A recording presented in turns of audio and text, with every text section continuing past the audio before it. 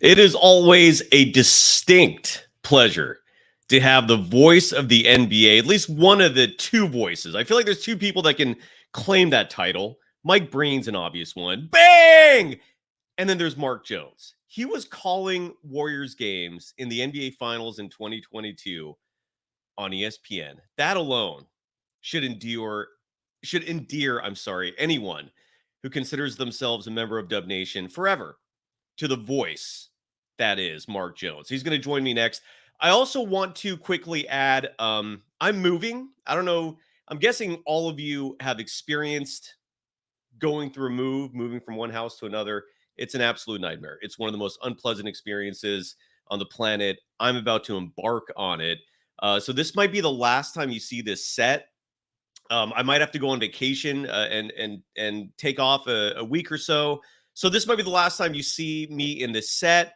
And regardless, I just wanted to remind folks, follow me on Threads at Dog Wild. That's where you can always be updated on everything, at least that's going on with me, if that matters, if you care. But yeah, so just follow me on Threads at Dog Wild. And in case you don't see shows for a few days, that is because I'm about to embark on a move, and there's going to be and my background, my set is going to look different. So just an FYI on that. Otherwise, let's get into it with Mark Jones, the voice of the NBA, here on Locked On Warriors. You are Locked On Warriors, your daily Golden State Warriors podcast. Part of the Locked On Podcast Network, your team every day.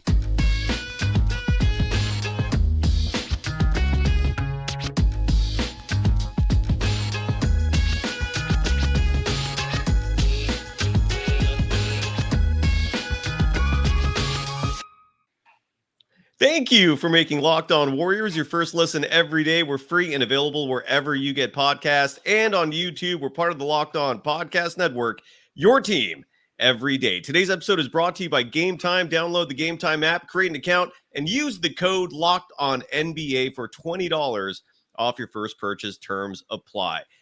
There's only one of us on this stage who looks like a hobo, and it's not me. He's the voice of the NBA. He's one of the most talented individuals in the media industry. He's also an all-around genuine good dude. He knows his stuff, and I'm always delighted to have him on the show. Mark Jones. You can follow him, I believe, on all social media platforms at Mark Jones ESPN. I personally prefer your Instagram account, but I'm sure you're doing amazing stuff on all of it. Mark, great to see you, sir. How are you doing today? I know you're on the East Coast, and your first impressions of these incredible NBA playoffs. This has been fun, and you're calling this stuff. Amazing. I appreciate it. Yeah, it's first of all, you do a great job, Cyrus. Keep up the great work, man. It's a wonderful podcast, wonderfully informational and entertaining. I always try and catch it when I can, and thanks for having me on. These playoffs have been ultra competitive, even in the final analysis. When you look at the Boston Celtics sweep in the Eastern Conference Finals, all those games went down to the last few possessions. I believe all but one of them went all the way to clutch time. And then you look at the Dallas-Minnesota series right now, it's the same thing. After the first three games, I believe the total margin of victory was 13 points that the Mavericks had won all three games from, which is ridiculously hyper-competitive. So I love it. This is my favorite time of the year. Had some classics to call this year, had some great finishes. What comes to mind, the Milwaukee-Indiana series that I was on, although that one didn't last that long either. Just some of the great finishes in that series. NBA playoffs are fantastic. I don't golf, Cyrus, so anytime there's not a game on, I freak out. So that's why I want 7-game series. I don't necessarily care who wins. I just want a 7-game series because otherwise I'm forced into alternative programming. And hey, this time of the year, at least now, we have the WNBA that we can watch, which is fantastic. The competitive basketball there is fun to watch too. And with all the Angel Reese coming into the league and Caitlin Clark coming into the league and a host of talented rookies in the W, and the Golden State Warriors, the Valkyries coming in a year. I'm looking forward to all that. So yeah, this is my favorite time of the year. Once you hit mid-April through the late part of June, through the end of the NBA Finals, catch our breath, the draft, catch our breath, Summer League, catch our breath, preseason camps. Yeah. Yeah. So basically, it's year round, the NBA, right? Absolutely. And I'm curious to know, before we get into basketball, what is the alternative programming you're watching when basketball ends? Because I'm with you. To me, the first and second rounds of the NBA playoffs, it's a pure joy. It's literally, you have games every day. This year has been particularly fascinating in the sense of the talent is just unreal. Like, you had every one of these series in some other years, you could call these a conference finals, an NBA finals, and we're enjoying this in the first and second rounds. But when basketball isn't on, and that includes the WNBA, what are you watching? I'm very curious. Man, you know what? My wife and I have really gotten into Abbott Elementary, the sitcom on ABC about the inner city school in Philadelphia, and it's really cool. They've had some interesting guests that have been on the show. I think Andre Iguodala was on it in one episode last year. So it's a really funny, well-written, extremely well-scripted sitcom. And I don't usually go for sitcoms, but the diversity of characters in that makes it a real interesting and fun watch. So we kind of sit around on non-basketball nights and binge watch, 2 or 3 episodes at a time. I kind love of fun. It. Yeah. Binge watching to me is one of my delights. I know that's weird, maybe, but and there's a Netflix documentary side that I want to watch too, that on David Beckham, that an NBA executive told me about. That's really good. It's a 4-part series, so that'll come after we finish catching up on Abbott Elementary. So. Speaking of NBA executives, the Warriors had an incredible one for over 10 years, Bob Myers, who's now working with you.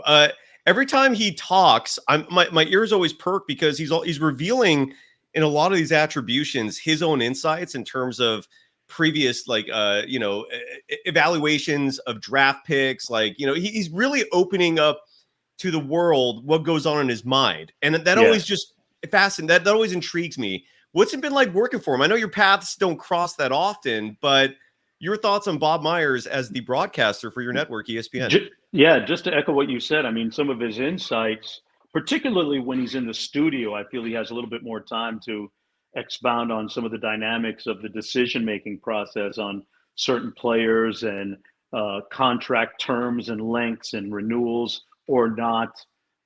It's nice to have somebody with his wealth of experience and success in that chair, being part of the ESPN/ABC family. And I've sat around with Bob a little bit and chopped it up, and it's great. I love to hear some of the stuff that never happens is sometimes as interesting or more interesting than the stuff that actually does happen. So it's nice to be able to tap into his knowledge and to hear it come out during the course of broadcasts. And usually when he's on games, if a game is a blowout, that's where you have to listen closer to him, because that's when he has more time to kind of go a little bit off script, right? Yes, sir. It's a 25-point lead for one team, and that's when he can wander a little bit. And instead of those concentric circles being real tight on the game itself, he can get into some of those outer orbits.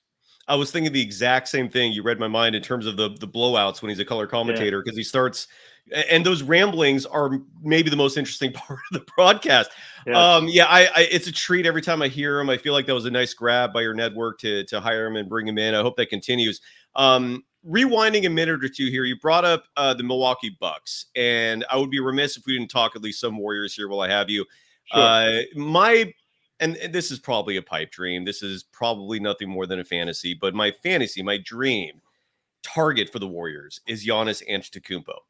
And the reason why I bring him up is because, look, he recently came out and said all the right things about Milwaukee and staying there. But if you look at this roster, I don't think they have a chance in hell of maintaining championship contender status. They're aging. The moment you get past Chris Middleton on the roster, the talent precipitously drops. Yeah. And it is my dream that Giannis looks at the landscape of his franchise and realizes, I'm not winning here.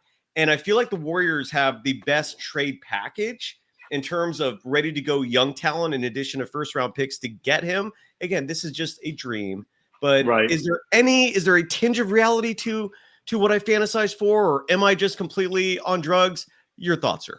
I think there's definitely reality in what you're touching on, because I, for one, believe that Giannis will not finish his career in Milwaukee. I'm not sure what the next destination will be, but just listening to some of the echoes of his conversations and statements, and it's a little bit of a hunch and a feel too. I admit that, which could be inaccurate, but when you look at the roster too, it's really a tight window with the people they have now with he and Damon Middleton, and they came up really short this year. A large part of that, of course, was because of the injury to Giannis, but they lack in a lot of places to contend in an Eastern Conference that isn't nearly as competitive or doesn't have the depth as the Western Conference. You look at Golden State, the number 10 seed in the West, compared to the Atlanta Hawks, the number 10 seed in the East, and it's not even close in terms of the number of wins, right? So I would think that, yeah, Golden State has an attractive package that they can put together for Giannis.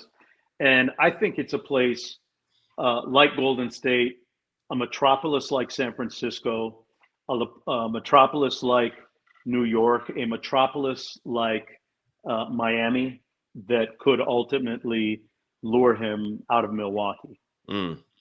Yeah, and he's my dream target. I love Jonathan Kuminga, but I feel like if you're going to trade him, there's only a very small handful of people I would personally consider, and Giannis Antetokounmpo is one of them. But again, it's there needs to be so much in the imaginations for this to happen.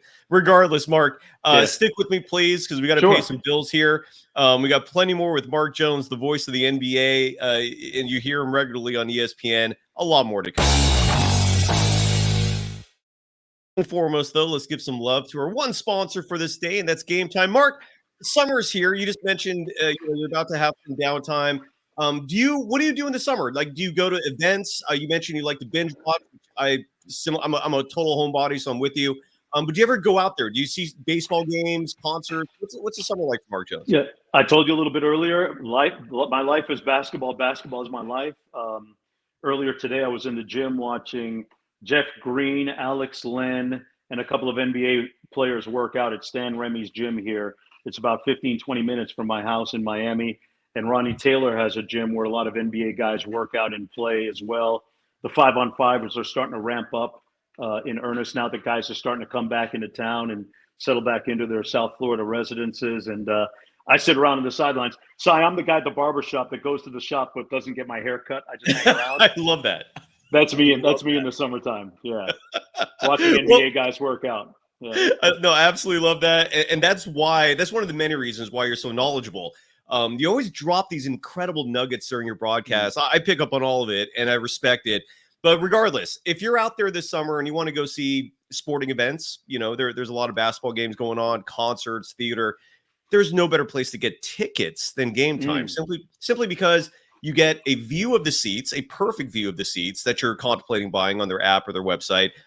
And you don't have to wait, or you can wait until the last minute if you're spontaneous. And, you decide, hey, I want to go to this event, this game that's happening tonight.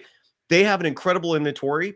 You can actually succeed finding tickets last minute with Gametime. And maybe the best part is their low price guarantee. If you buy tickets from Gametime and you happen to see those tickets in the same row or section from another ticket broker at a lower price, they will refund the difference plus an extra 10%. You can't beat that. So sign up, download the Gametime app, create an account, and use the code LOCKEDONNBA for $20 off your first purchase. Terms apply. Again, create an account and redeem the code LOCKEDONNBA, LOCKEDON NBA for $20 off your first purchase. Download Gametime today. Last minute tickets, lowest price, guaranteed.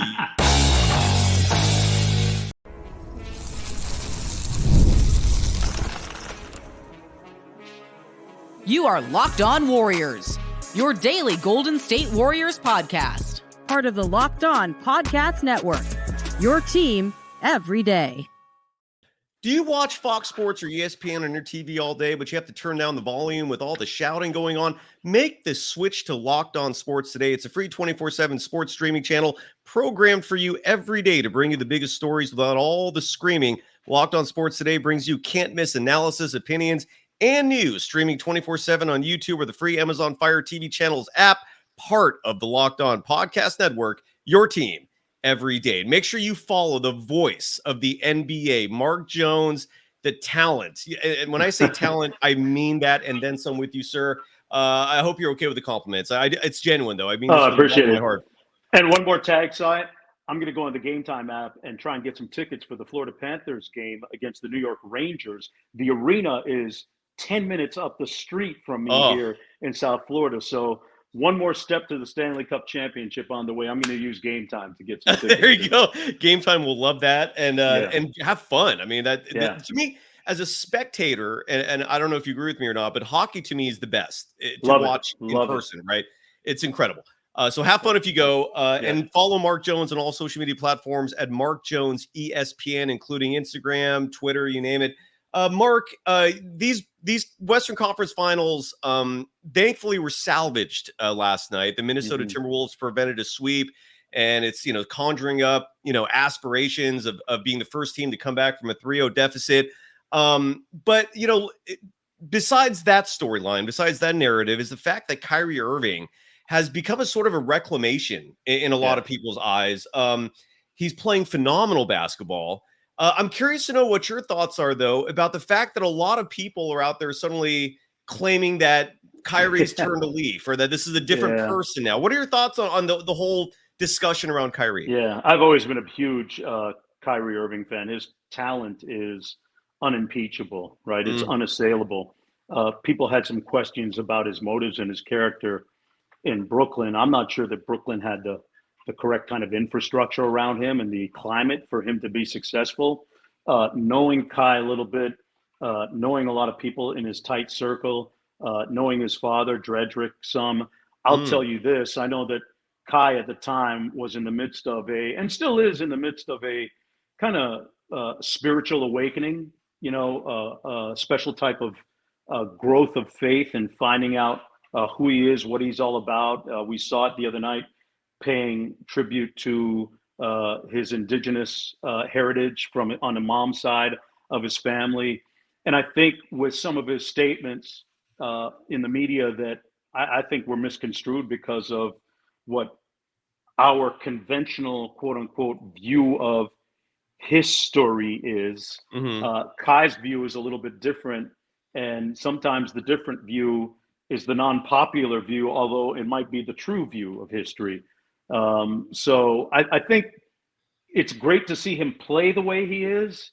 And Nico Harrison, the general manager, deserves all the credit in the world of being able to cash in on the frequency and gravity and strength of the relationship that he had previously with Kai as an executive with Nike.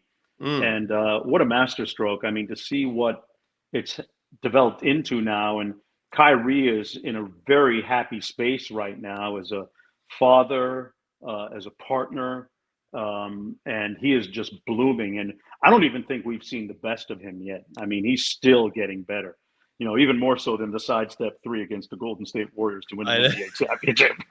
I'm sorry, I didn't want to bring it up, but it's all right. I still think there's a second act of Kyrie Irving coming because of the climate around him. And, I think the Dallas media has been a little bit tolerant and open-minded about who he is and what he's about. And that's helped. Absolutely. And his performance has been outstanding. A lot of people were talking about Anthony Edwards being the next Jordan, and I still think that potential exists. In my opinion, this is just a reminder of what's going on in this Western Conference Finals of how difficult it is to win a championship. There's a reason why players don't accomplish that feat at such a young age, right? Jordan was 28, LeBron was 27, 28 in that range. Rick Barry was on the show the other day. He was in his 30s. You go across the board. Star players just don't hoist that trophy at 22 years of age. This series is reminding people why. What are you seeing from this series? Do you think Minnesota has a shot? And just your opinion on Anthony Edwards, who I think will eventually be a champion and will reach incredible heights. But maybe not yet. Yeah, and he can thank Steve Kerr for the motivation Yes. along the journey, right? Yes. Hey, you need to play harder. Is that as hard as you can go during their workout with the Warriors when he was coming out of college? But I think Minnesota has an opportunity. And to what you said, it's true. I mean, he's 22 years old. You just have to develop some scars before you win.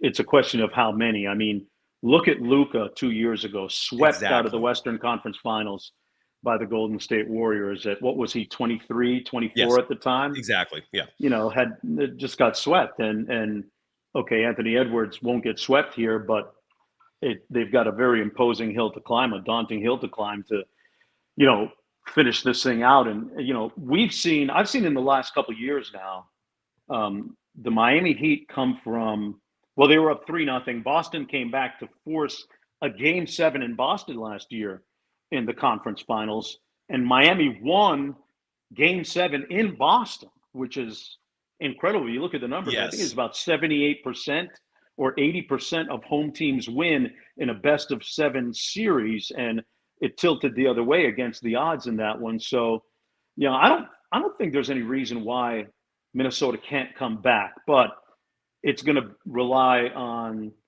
you know, it's a heliocentric team. It's about Anthony Edwards, and Karl Anthony Towns is one of those guys that orbits around him.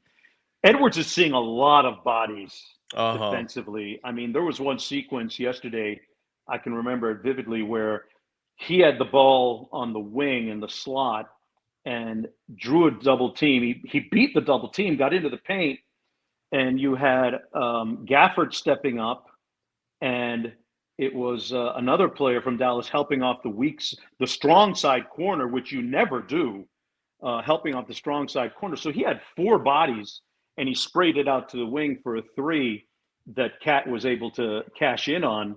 But I still think it's going to be, how does Minnesota play the spacing game?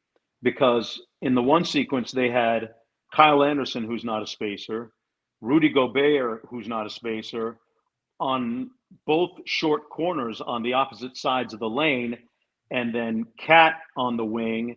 And I think it was Jaden McDaniels. This was after Karl Anthony Towns had fouled out of the ball game. So that's the name of the game for them. And the other thing is, the key number for Anthony Edwards is 25 field goal attempts.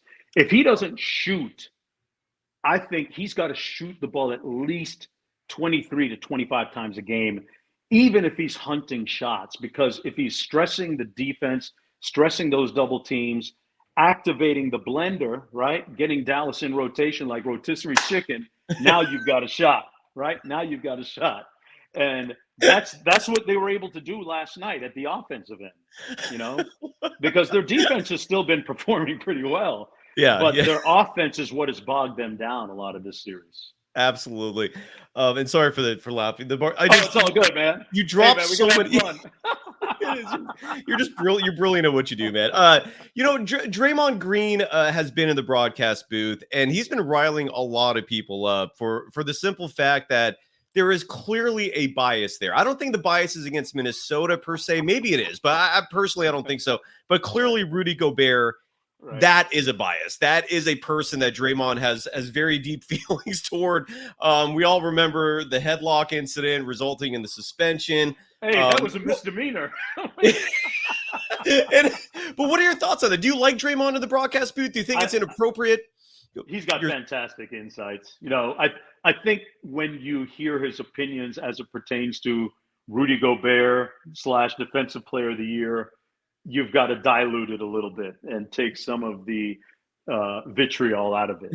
But don't lose the insight that he's giving you along the way, because it's pertinent and it's valuable a lot of times. But I think he's doing a fantastic job, you know, especially when it comes to, you know, when they start talking about schemes defensively and matchups, whether Minnesota should be putting 2 on the ball and blitzing Luka, or, you know, not stranding Rudy on an island. Whatever Draymond says with me is fine, because he's walked that walk and he's talked that talk. So I think he's doing a fantastic job on the Inside the NBA show. I totally agree, and I love that he was giving Daniel Gafford like coaching pointers during that postgame show. I don't know if you saw that. That was Yeah. comedy. It sure was. Mark, excuse me. You're wearing the blue and gold, not of the Warriors right now. For the people listening to the podcast, you're wearing the blue and gold of the San Jose State Spartans. Your daughter is officially an alma mater of that program. Yes. Kudos to her, Sophia. She's been a guest on this program. I hope to bring her back on soon.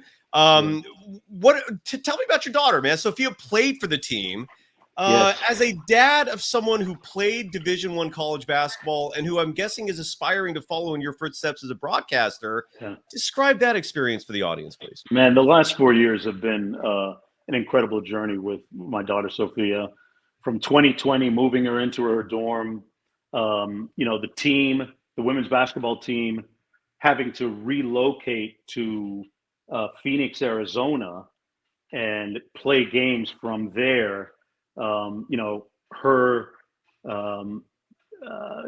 battling COVID with a couple other people on the team, being able to bounce back from that, going through ACL surgery, bouncing back from ACL surgery, coming back, playing the next season, and then going through an ACL surgery on the other knee, and the laborious road back to get back on the court and to play.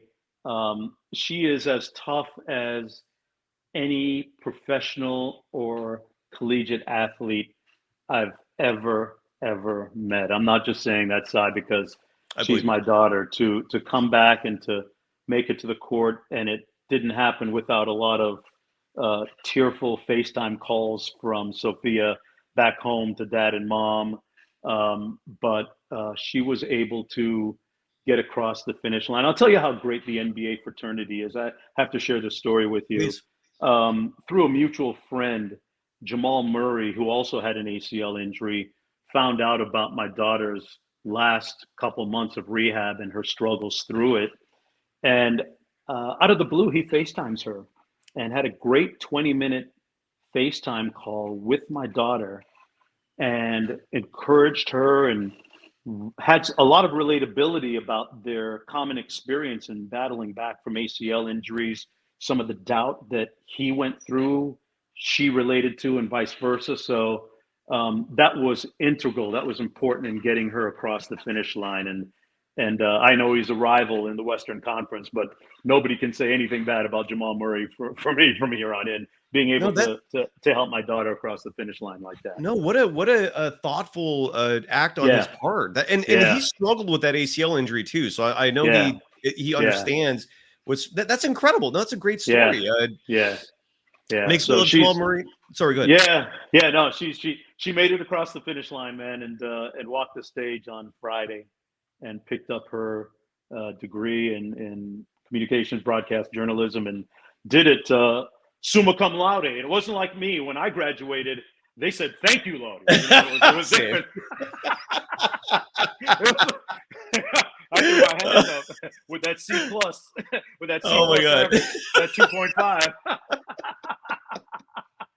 Exactly. Across the finish line as well, but without the accolades.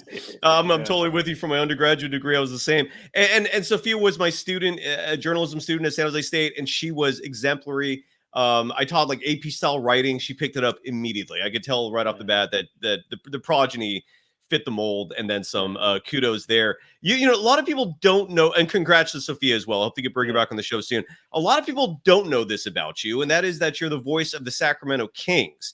The Warriors, Steve Kerr came out recently and for the first time ever revealed that there's a finish line, that he almost did not come back to coach after this past season. He signs a 2-year extension. This might be it for Kerr as head coach, but Mike Brown is also in the news because contract talk extensions with him have been tabled. What's going on there? I mean, if you know anything, or at least what are your insights on Mike Brown? I can't give you any kind of Woj bomb or I know I'm not expecting updated news. Because I just simply don't know, but I can tell you that I have a feeling that they will work it out at some point, probably sooner rather than later, when you consider the fact that, and I saw it happen in real time.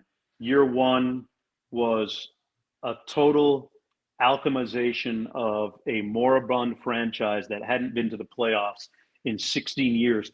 For him to change culture, Cy, in real time, practice by practice, bus ride by bus ride, shoot around by shoot around, game by game. I can remember him calling timeout in the game and taking Terrence Davis out on the court and showing him as the low man in help.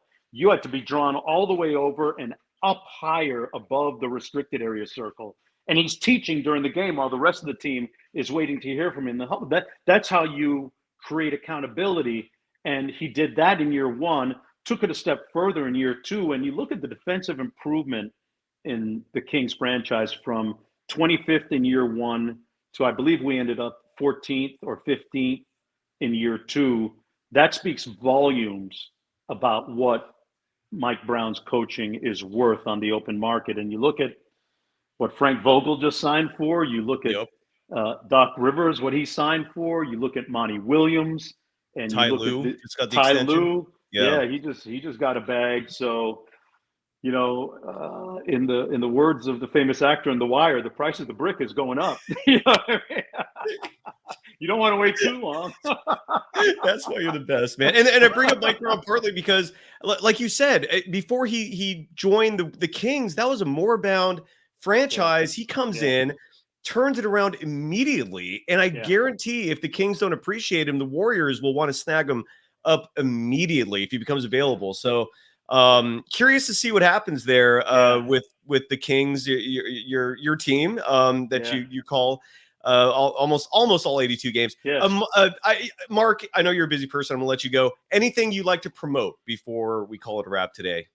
Boy, nothing. Just your Locked On Warriors broadcast, and thanks, enjoy being on this. And yeah, you can catch me more so on Instagram than Twitter these days. Okay. I'm going with the hard visuals. They're a little easier to deal with, and it's nothing in particular coming up. Just NBA Summer League. You know, I'm planning to be there.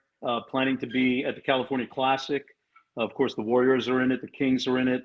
It's a nice little bit of summer basketball where you get a window into what lies ahead with all the respective teams that'll be there. So, yeah, I'll be in Northern California in July, and then in the desert in Las Vegas in the latter part of July for both those.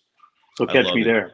Yeah, I love it. People, there's a good reason why people absolutely love when you call games, because you're the man. You're the man. There's nothing else to say about that. I appreciate you, sir. I'm always just so grateful that you take time out of your busy schedule to come on this show. Thank you. Congrats to Sophia. Hope the rest of your family is doing phenomenal. Have a fantastic summer, man. Just enjoy life. It sounds like you're doing it. Continue on, sir. Thank you. Headed to the beach. And thanks to everyone else for joining us. Thanks to Mark Jones. Follow him at Mark Jones ESPN